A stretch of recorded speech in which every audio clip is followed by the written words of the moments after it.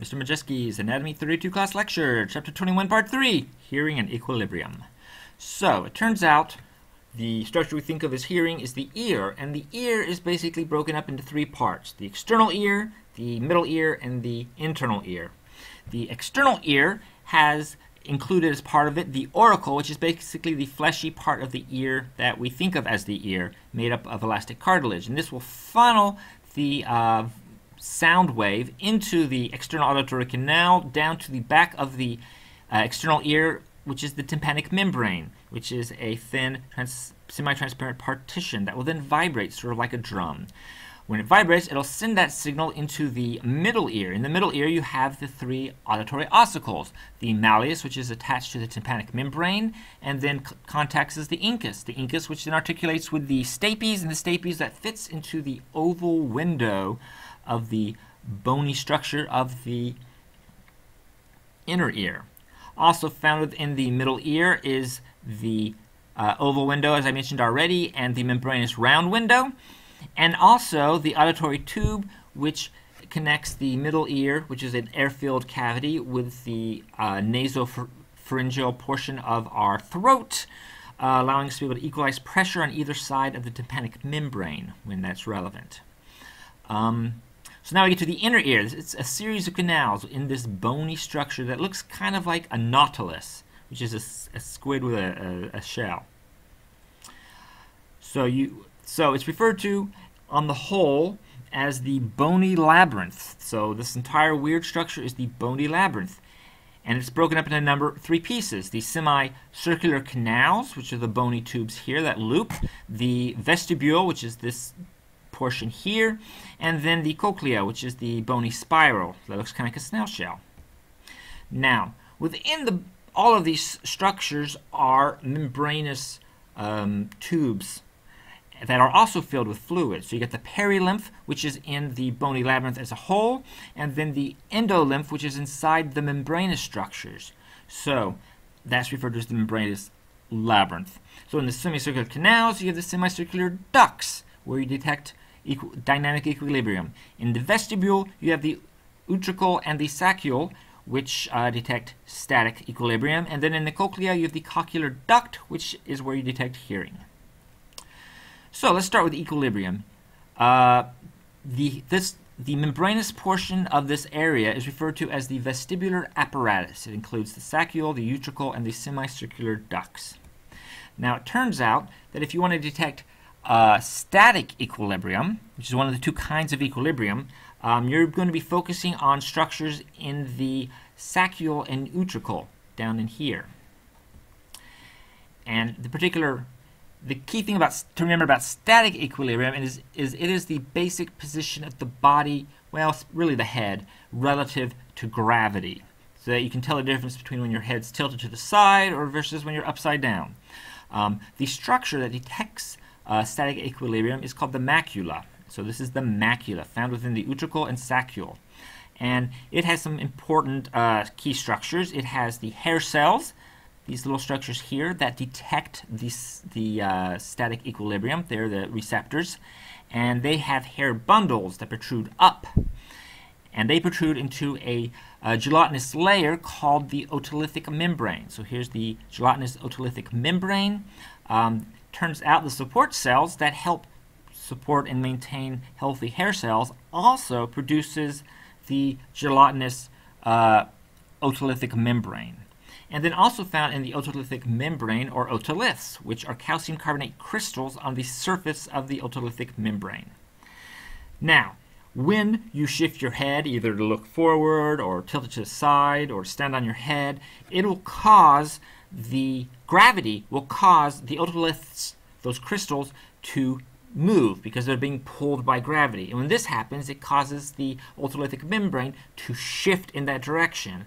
And when that happens, it causes the hair bundles of the hair cells to bend. This creates the signal that is detected by the hair cells and then transported to the sensory neurons that are going to synapse with them. All right, now we're going to talk about dynamic equilibrium. This is detected within the semicircular ducts. And dynamic equilibrium is basically your body's relative position in response to sudden movements, so that you kind of know when you do a sharp right turn or if you spin in a circle real fast or whatever.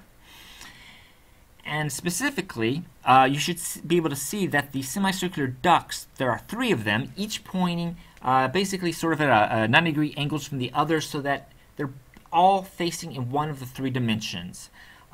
That way, it's easier to detect which way you're rotating in a 3-dimensional space, which is what we live in.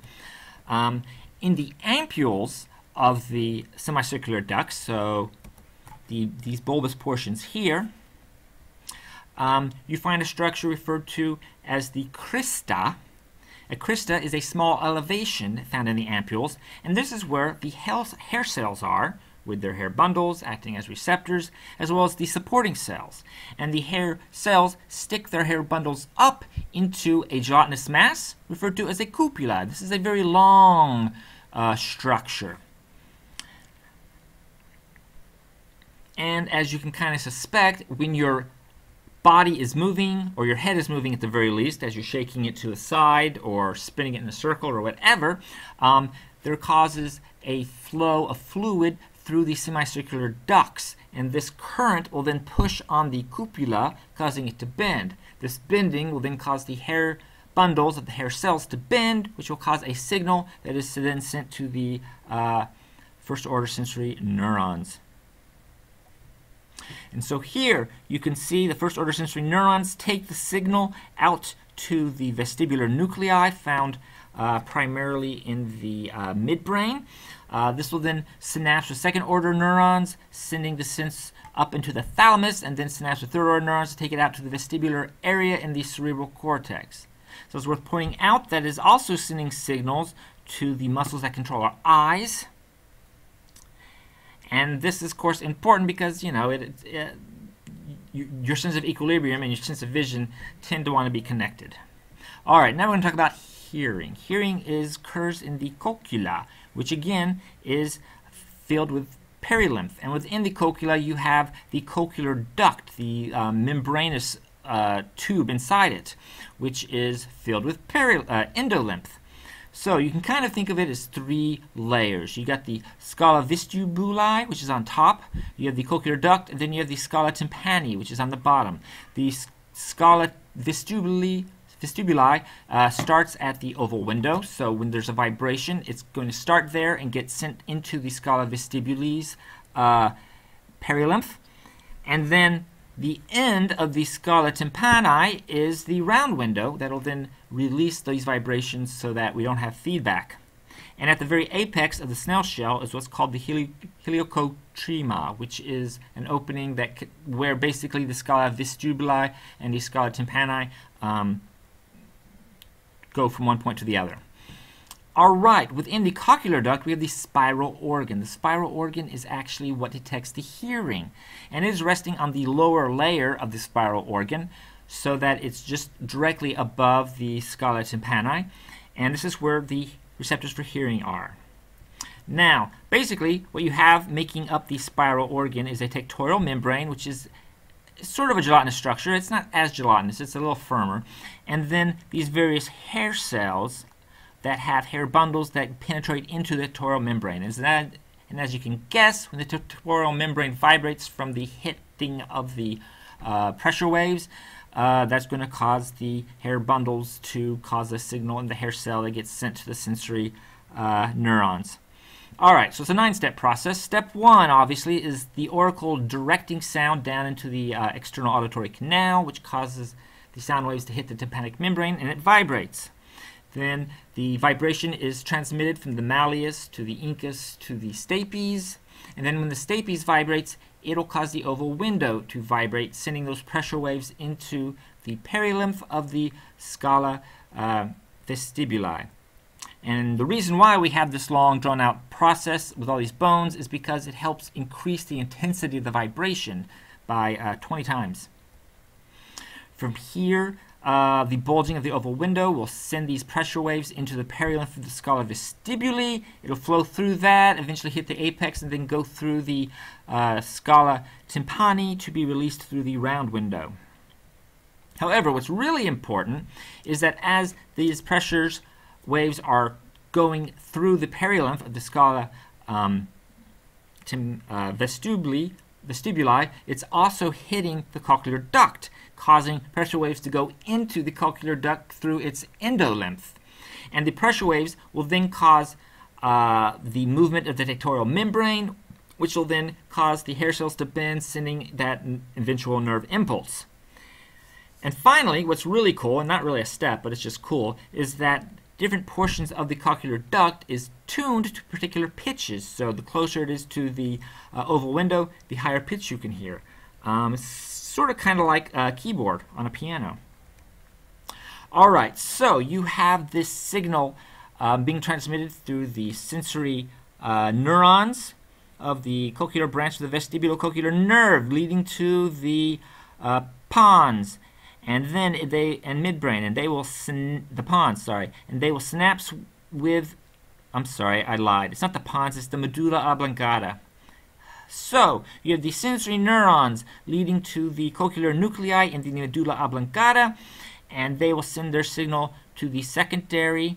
Well, actually, there's a lot of different neurons that are involved here. So normally we'd say secondary, but now actually it's going to synapse with portions in the pons and so forth. But eventually the signal is going to get to the thalamus, and from here get sent to the primary auditory area in the cerebral cortex. What's worth noting is that some of the signal that comes from one ear is actually sent to the other side of the brain and vice versa, so that both sides of your brain are detecting sounds from one ear or the other. So, some disorders of hearing. Well, there's otitis media, which is an acute inflammation of the middle ear, ear infection, primarily caused by bacteria passing up into the middle ear via the auditory tube. Happens in little kids a lot because, well, it turns out that their auditory tube isn't quite positioned right at that point, so it just makes it easier for that to happen. There's sensory neural deafness. This is caused by either impairment of the hair cells in the cochlea or damage to cochlear branch of the vestibulocochlear nerve. And then there's conduction deafness, which is caused by impairment of the external and or middle ear mechanisms, such as a damaged tympanic membrane or a missing or broken auditory ossicle. That's it for the hearing and equilibrium portion of this chapter. I hope you enjoyed it.